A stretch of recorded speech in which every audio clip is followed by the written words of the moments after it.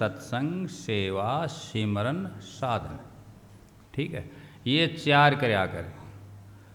सेवा कर रहे हो तो ध्यान में थोड़ी बैठे हो, उस समय सेवा का ध्यान है। सेवादारों को ध्यान रखना चाहिए कि हाँ, इनको किस प्रकार से हमें जलपान कराना है, किस प्रकार से प्रसाद पवानी है, किस प्रकार से इनको बैठाना है, किस प्रकार से हैंडल करना है, कैसे बोलना है, ये ध्यान रखना चाहिए।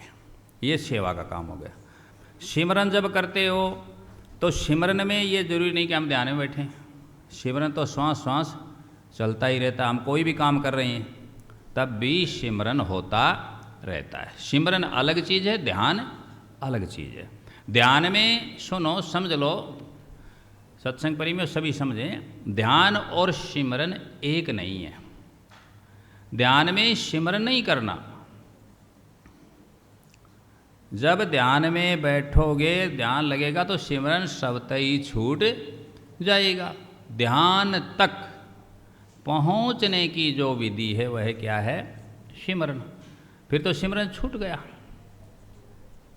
यदि सिमरन ही करते रहे तो ध्यान लगेगा ही नहीं। ध्यान का मतलब है कि जब हम उस हर चीज़ को भूल जाएं, छोड़ दें, जिसका हम ध्यान कर रहे हैं बस वही रहे।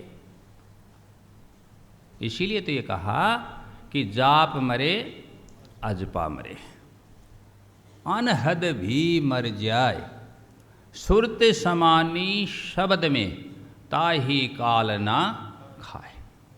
इसलिए कही गई है बात कि जब हम सूरत को समाए जाएगी, वहाँ पहुँच जाएगी, उसमें लग जाएगी, तो फिर बीच में कोई चीज़ तो याददाश्त रहती नहीं कि हम सिमरन करते रहें। अपने आप चलेगा, चलता रहे, अपने को क्या मतलब।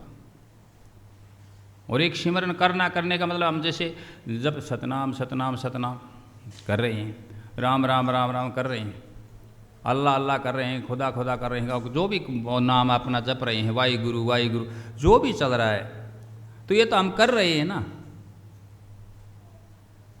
और जब ध्यान में हम चले गए तो हमें कुछ करना नहीं, सब छोड़ना है। करना तो कुछ नहीं, तभी तो ध्यान नहीं लगता। सभी एक ही बात पूछते, हमारा ध्यान नहीं लगता।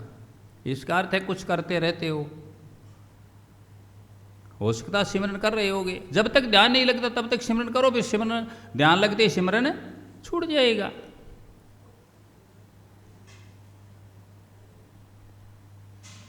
जब सिमरन पर माला में क्या गड़बड़ बताई, देखो माला थी, तस्वीर फेरते हैं अपने इनमें, मॉडर्न्स में भी, इनमें मुस्लिम धर्म में भी है तस्वीर, माला। अब माला का क्या मामला, क्यों मना किया?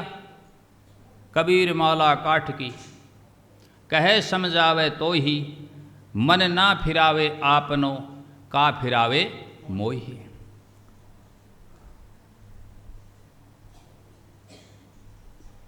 माला क्या कहती है? माला से शिक्षा ले लो, उसको गुरु मान लो। माला कहती है तुम मेरे को फिरा रहा है, लेकिन अपने मन को तो बदल नहीं रहा, इधर नहीं लगा रहा। अब माला फेरने में क्या दोष हो गया?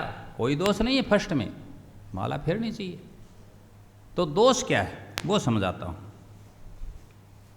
जब माला फेर रहा है कोई भी व्यक्ति और साथ साथ सिमरन चला रहा है, भाई चाहे वो कोई जाप कर, कोई किसी प्रकार का जाप करता हो, एक मणि आया, सतनाम सतनाम सतनाम बसर करे, राम राम राम, या कोई जाप मंत्र का जाप करा, कितने भी अक्षर का हो चाहे, हाँ भाई ओम नमः शिवाय ओम नमः शिवाय, उसके हिसाब से एक एक मन का है वो छोड़ता जाता है। यही है ना, ठीक है।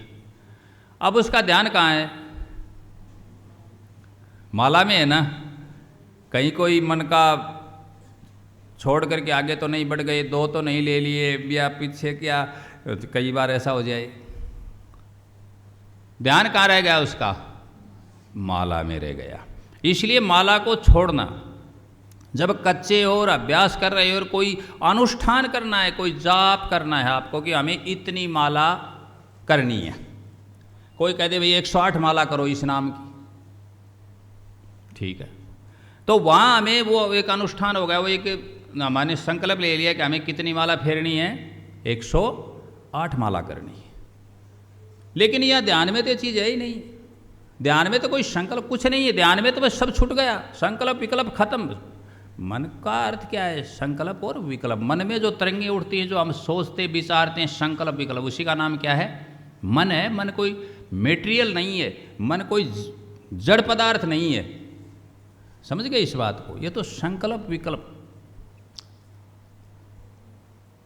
तो फिर ध्यान रहा माला में, तो जहाँ लगना था वहाँ तो नहीं लगा। ऐसे ही भजन गाने वाला व्यक्ति है, भजन गा रहा, कोई भी प्रार्थना है, भजन है, कुछ भी हो जाए, वह जब गाएगा तो उसका ध्यान कहाँ है? सही बताओ। वह जो वो गीत, वो रचना, वो कविता जो वो पेश कर रहा है, उस समय उसकी तर्ज में, उसकी लय में, उसके ठहराव में, उसके स्थाई में, उसके अंतरे में, उस समय उसका वहाँ ध्यान है। इसके बाद अभी कहाँ म्यूजिक हमारा ठहरा, कहाँ हमें उसको टाइम मिला है अभी कि अब बोलो, उसके हिसाब से बोलना है, कहाँ साज बज रही है, क्या है वो, उसके से उस वहाँ ध्यान हो गया। तो फिर ये ठीक क्यों है? भजन तो सभी ने किया। जो ऋषि मुनि आई वो भी भजन करते थे। हरिदास जी महाराज जी भजन करते थे, तो उनके शिष्य तानसेन हुए, जो तानसेन जैसा कोई गायक नहीं बताते, सुप्रसिद्ध हुए, वो भी गाते थे। अब शगुन वाले सभी गाते थे, जितने भी हुए शगुन के उपासक, सभी ने अपनी प्रार्थनाएं, अपनी विनती, अपने शब्द भजन सब ने गाए। उनके प्रमाण मिलते हैं, बड़ी बड़ी पुस्तकें मिलती हैं, भजन संग्रह इत्यादि। सूरदास जी ने गाया, मीरा ने गाया, गुरु रविदास जी ने गाया, कबीर साहब ने गाया, दादू ने, नानक ने, पलटू ने, बिहारी ने, सभी ने गाया। तो फिर गायन को क्यों प्रधान माना गया? इस बात को समझते हैं थोड़ा जरा। इसलिए माना गया कि जब वह अपने तार छेड़ दे तो उसको किससे जोड़ लेते थे? अंदर के आत्मा के तार से जोड़ लेते थे। और बार गा रहे हैं, वो चल रहा है साथ साथ, और कहीं ध्यान नहीं जाएगा, केवल किस पर रह गया? उस भजन पर, उस चीज पर रह गई। भजन को पेश कर रहा है, अपनी मस्ती में गा रहा है। ये लोग किसी को दिखाने के लिए नहीं गाते थे, अपनी मौज में, मस्ती में, अपने आनंद में गाते थे। समझ गए इस बात को? अपनी मस्ती। तो ध्यान उनका कहाँ रहा? जहाँ रहना चाहिए था वहीं, उस भजन पर वहीं ध्यान है। अब अपने यहाँ कीर्तन करते हैं, सभी जगह कीर्तन, गुरुद्वारा में होता है, हर जगह कीर्तन, आरती सुबह शाम ये सब होती। क्यों? उस समय ध्यान वहीं रहता है, आरती में, कीर्तन में, भजन में। तो अन्य जगह तो नहीं गया ना, चूल्हा चाकी में तो नहीं गया, लोभ लालच में तो नहीं गया, और कहीं तो नहीं गया, केवल वहाँ रह गया। इसलिए उन्होंने सबने शब्द कहे। फिर उन्होंने ये सोचा कि वैसे सीधी बात कह देंगे हमें गद्य में। समझ गए? यदि हम साहित्य में दो विधा होती है ना, एक गद्य और एक पद्य। यदि हम गद्य में कह दिया राम राम कहो, ये गद्य हो गया, और एक ये होगा राम कहो, यह लियो क्या बन गया? पद्य होगा। पद्य में जिसमें लय होगी, स्वर ताल इसमें आबद्ध हो गया, वो पद्य में हो गया, कविता हो गई। तो इसलिए उन्होंने सोचा कि प्रकृति में गायन है,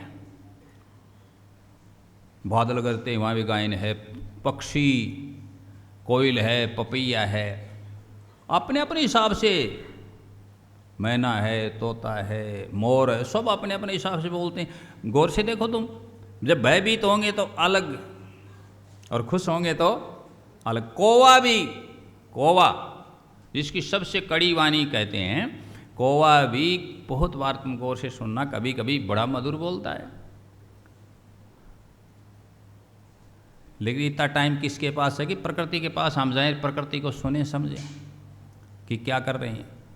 ये अपने एक जानवर सब जगह पाया जाता है, एक जानवर कोयल कभी कभी देखने को मिलती है ग्रीष्म ऋतु में, पपैया वगैरह।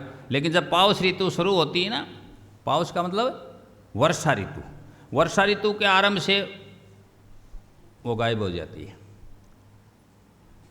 पावस देख रही मन कोयल सादे मौन, अब दादुर बख्तावे हमको पूछत कौन। तो चुप हो जाती है। देख लो इनको गौर से आप। लेकिन एक पक्षी सब जगह देखते हो, हर जगह मिलेगा तुम्हें। अब उसका नाम क्या है मुझे ठीक से तो नहीं पता, कि उसमें मैंने देखा नहीं, गौर नहीं किया, लेकिन हमारे यहाँ उसको चिड़िया एक बड़ी, उसको बोलते हैं गुरसल। ये सब जगह देखा होगा तुमने। ये तुम गौर से देखना, कभी मौका मिल जाए तुम्हें, बहुत मधुर बोलती हैं, बड़ा गाती हैं। तो प्रकृति में हवा चल रही, शवर है, प्रकृति में क्या है, शवर है कुदरत में, इसलिए उसमें वो मगन हो जाए, वो आनंद के लिए। सबसे बड़ा मनोरंजन या सबसे बड़ा आनंद का कोई साधन है तो वो क्या है, संगीत है, स्वर है, उसमें है चीज़। हाँ जी, आप आगे बोलिए। तो चार क्या बताइए, सत्संग, सेवा, सिमरन और साधन। हाँ, तो साधन में कभी भी जब बैठते हो कि अब हमें साधन करना है, तो उस समय आपको सिमरन नहीं करना, अन्य बातों पर विचार सोचने का, बस शांत होना है, सब ध्यान लगेगा। हाँ जी, आगे। सत्कर्म, धर्म, परिश्रम और परोपकार करें। देखो, परिश्रम और परोपकार करें, ये चार हो गए, वो एक नहीं चार है। सत्कर्म, अच्छे कर्म। दूसरा धर्म, धर्म। धर्म का मतलब क्या है, सबसे बड़ा धर्म कौन सा है, बताओ, सबसे बड़ा धर्म कौन सा है, नहीं पता, सेवा धर्म। बताओ। इन्होंने सेवा धर्म बताया, अच्छी बात है। और कोई बताओ, कर्तव्य, ठीक है, और बताओ।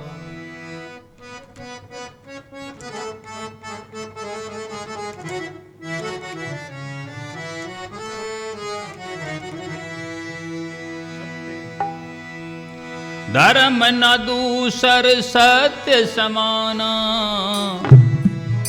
अगम निगम पुराण बखाना। धर्म ना दूसर सत्य समाना, सत्य के समान दूसरा कोई धर्म नहीं। रामचरितमानस की चौपाई प्रसिद्ध है। यहां भी यही सबूत मिलता है कि यदि कुछ है तो केवल सिर्फ और सिर्फ क्या है, सत्य, सत्य, सतनाम सत्य, यही धर्म है आपका। क्या कि हम क्या बोलें, सत्य, सत्य को अपनाएं, हर क्षेत्र में क्या अपनाएं, सत्य। धर्म ना दूसर सत्य समाना, आगम निगम पुराण बखाना। वेद शास्त्र जितने सभी ने इसको कहा है, उल्लेख किया है, बोला है, प्रकट किया। तो चार चीज़ें हो गई, खास चीज़ें ले ली ना यहाँ से। क्या, सत्य, कर्म, धर्म और परिश्रम। अब परिश्रम आराम का नहीं खाना, हक हलाल का खाना। परिश्रम का मतलब मेहनत,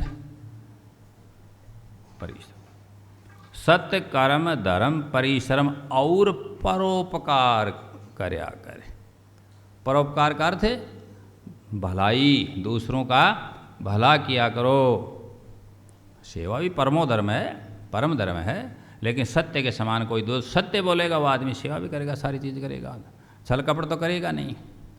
जिसके सेवा भाव है, किसी की भी सेवा करनी है, अपने माता पिता की हो, गुरु की हो, सास ससुर की हो, बीमार की, बूढ़े की, बुजुर्ग की सेवा है, तो यदि झूठा आदमी है तो करेगा क्या सेवा?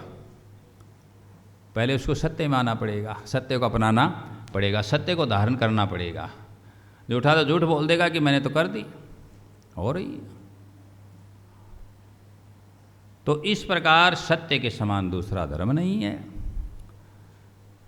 और सेवा भी परमो धर्म है, अहिंसा भी परमो धर्म है। परमो धर्म बहुत सी चीज़ों में कहा गया। और सेवा धर्म कठोर है सबसे, सेवा निभाई नहीं जा सकती, क्योंकि सेवा दूसरों की करनी पड़ती है। अपने लिए व्यक्ति कुछ भी कर लेता है, लेकिन दूसरे के लिए करे तो कठोर है ना, कठिन है ना। एक व्यक्ति गर्मी में खुद स्नान करता, मल मल करके लगा रहता है, वो पानी की व्यवस्था उठी को फिर नहाएगा, फिर नहाएगा, गर्मी में बार बार वो उसको आनंद आएगा, अच्छा लगेगा, बहाएगा और वो नहाता रहेगा। लेकिन उसको ये कहो कि तुम्हारा बूढ़ा पिताजी है, उसको आपको नहलाना है, तो उस प्रकार से नहला सकेगा। जो स्वयं नहा रहा है वैसे अपने पिताजी को नहला सकेगा? औपचारिकता करेगा, फॉर्मेलिटी, चलो नहला दिया, है कि नहीं? सेवा धर्म कठिन है, कठोर है, बहुत मुश्किल है। सेवा नहीं निभाई जा सकती। कहने के लिए कोई कुछ भी कह दे, बहुत कठिन है, बिरले बिरले निभा पाते हैं। इसीलिए सबसे बड़े सेवादारों को माना गया है, सेवा करने वाला सबसे बड़ा माना गया है, और सेवा कराने वाला सबसे छोटा। क्यों?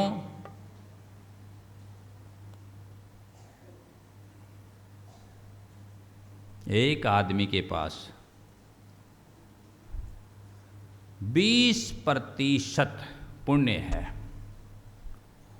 और दूसरा उसकी सेवा करता है, तो रोज सेवा करेगा तो उसका पुण्य घटेगा कि बढ़ेगा? जो सेवा कर रहा है वो लेता जाएगा और वह घटता क्या होता चला जाएगा? छोटा होता चला जाएगा। जो इसका स्कोर है वो क्या हो जाएगा? कम होता चला जाएगा। क्यों? होगा कि नहीं होगा? इसलिए बार बार जब भी सच्चे जितने भी संत हुए, रूहानी संत हुए, उन्होंने हक हलाल की कमाई के ऊपर बल दिया है। और मैंने आरंभ से ये कहता आ रहा हूँ कि सेवा करवाओ ना, हो सके तो किसी की करो सेवा, करवाओ मत। अब दूसरी बात, पूरा भी खत्म कर दे सेवक। मान लो कोई कुटिल भावना हो, कुटिल हो, तो वह क्या करे? पैर दबा रहा है, ठीक है, अब गला भी दबाना है तो दूसरा आएगा क्या कोई? जो पैर दबा रहा है वही क्या दबाएगा? गला दबाएगा। इस बात को याद रख लो, विशेष करके जो पैर दबा रहा है वही गला दबाएगा।